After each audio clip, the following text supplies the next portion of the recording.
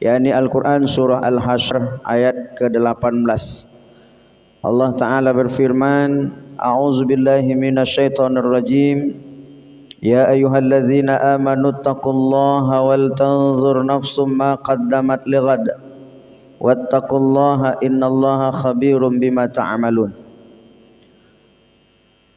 Allah berfirman yang artinya, hai orang-orang yang beriman, bertakwalah kepada Allah, dan hendaklah setiap diri, setiap jiwa, setiap nafas melihat apakah yang sudah dia lakukan ini, bekal apakah yang dia siapkan untuk kehidupan akhiratnya kelak. Dan bertakwalah kepada Allah, sesungguhnya Allah Maha mengetahui apa yang kalian kerjakan. Kaum muslimin yang dirahmati oleh Allah Subhanahu wa taala. Al-Imam Ibnu Katsir dalam tafsirnya ketika mengurai ayat ini, beliau mengutip sebuah kejadian peristiwa yang terjadi di masa Rasulullah yang diriwayatkan oleh Imam Ahmad, datang dari sahabat Nabi Al-Munzir bin Jarir. Dari ayahnya dia berkata, satu hari kami sedang bersama dengan Rasulullah ketika di awal siang. Lalu di saat mereka sedang bersama Nabi, datanglah segerombolan sekelompok orang yang keadaannya sangat memprihatinkan. Gerombolan yang datang dalam keadaan miskin.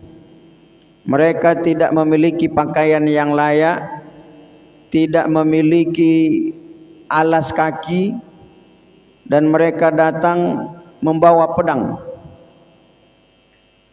Melihat kondisi mereka yang amat sangat miskin tersebut, maka terlihat di wajah Nabi wajah kesedihan, prihatin. Lalu beliau masuk ke dalam, kemudian keluar, dia panggil Bilal. Bilal kumandangkan azan lalu iqamat. Setelah iqamat, Nabi pun salat, dan setelah salat Nabi berkhutbah. Dia bacalah ayat ini. Sebelum dia baca ayat ini, dia baca, ya ayuhan nas inna khalaqnakum min nafsin wahidah. Lalu Nabi lanjutkan dengan ayat ini, ya ayyuhallazina amanu taqullaha wal tanzur nafsum ma qaddamat lighad. Mendengar Nabi membaca ayat ini, hai orang yang beriman, bertakwalah kepada Allah, dan setiap kamu mesti melihat apa yang sudah kamu persiapkan untuk bekal kelak di hari kiamat.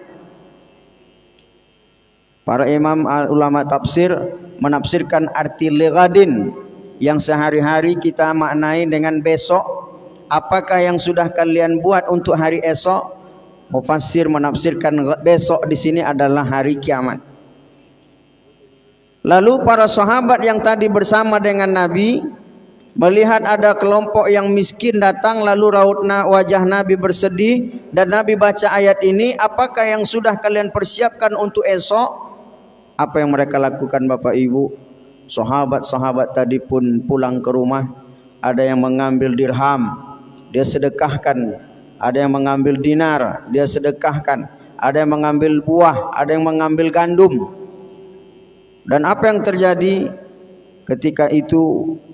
Gandum makan makanan satu tumpuk, lalu pakaian-pakaian pun satu tempat pula.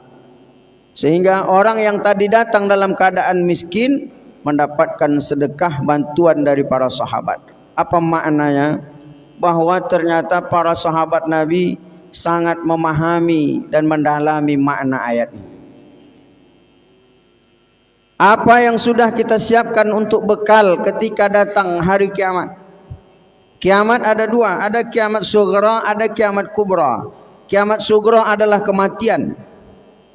Maka mereka tidak ingin harta-harta, dirham-dirham, dinar-dinar, gandum-gandum, buah-buah yang ada di rumah mereka kelak tidak dapat dibawa mati menghadap Allah Subhanahu wa taala. Maka ketika Nabi mengingatkan apa yang sudah dipersiapkan untuk bekal, mereka ambil, mereka keluarkan. Bahkan dalam hadis itu disebutkan ada seorang Ansar yang kemudian datang dengan membawa makanan yang makanan itu sendiri tidak terbawa oleh tangannya. Lalu kemudian Nabi pun berkata, man sanna fil Islam sunnatan hasanatan falahu ajruha wa ajru man amila biha ba'dah. Siapa yang melakukan sebuah kebaikan, tradisi, sunnah, lalu kemudian sunnah itu ditiru oleh orang lain, dikerjakan pula oleh orang lain, maka ia mendapatkan pahala, dan sunnah itu pun mendatangkan pahala ketika dilakukan oleh orang lain. Orang lain yang meniru mendapat pahala, orang lain yang terinspirasi dari perbuatannya mendapat pahala, dan dia sebagai inspiratornya pun mendapat pahala. Maka jemaah yang dirahmati oleh Allah SWT, di awal tahun ini mari kita berlomba-lomba fastabiqul khairat, seperti berlomba-lombanya para sahabat. Mereka tidak mau hartanya dibiarkan tidak bermanfaat hingga akhir hayat, hingga wafat, hingga hari kiamat. Lalu yang kedua, berlomba-lombalah menjadi insan yang senantiasa mendatangkan manfaat. Mari kita bertanya kepada diri, hari ini manfaat apa yang telah kita buat untuk orang-orang, andai kelak datang masa ajal menjemput. Maka Allah Ta'ala sebutkan lighat. Lighat artinya besok. Besok itu kapan? Ya, sebentar lagi.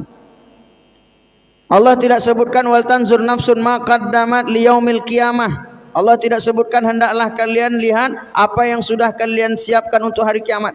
Allah tidak sebutkan wal tanzur nafsun ma qaddamat liyaumil akhir, untuk hari akhirat. Tapi Allah sebutkan liyaum lighadin, untuk hari esok. Artinya apa? Antara hari ini dengan hari esok itu sangatlah dekat. Para ulama mengatakan maknanya litaqrib, agar menyadarkan diri kita bahwa ajal, kematian, kiamat sughra itu memang dekat dengan diri kita.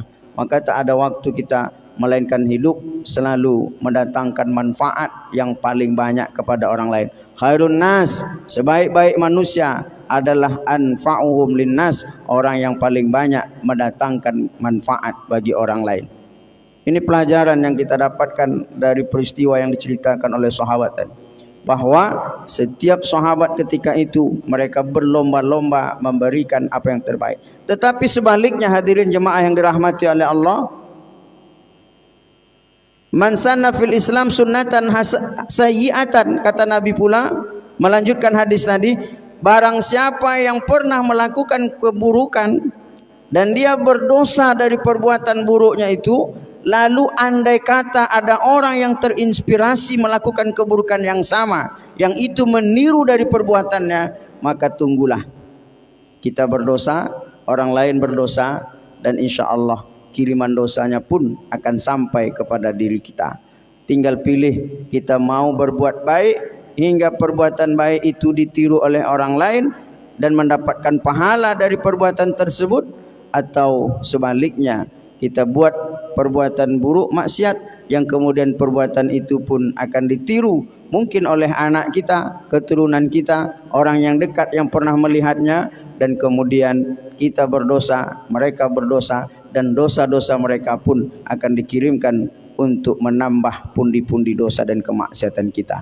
Na'udzubillah, tsumma na'udzubillah min zalik. Maka poin penting di awal tahun ini, mari sama-sama kita berniat, berazam, mudah-mudahan tahun depan jauh lebih baik dibandingkan tahun-tahun dan hari-hari yang sudah kita lalui. Amin ya rabbal alamin.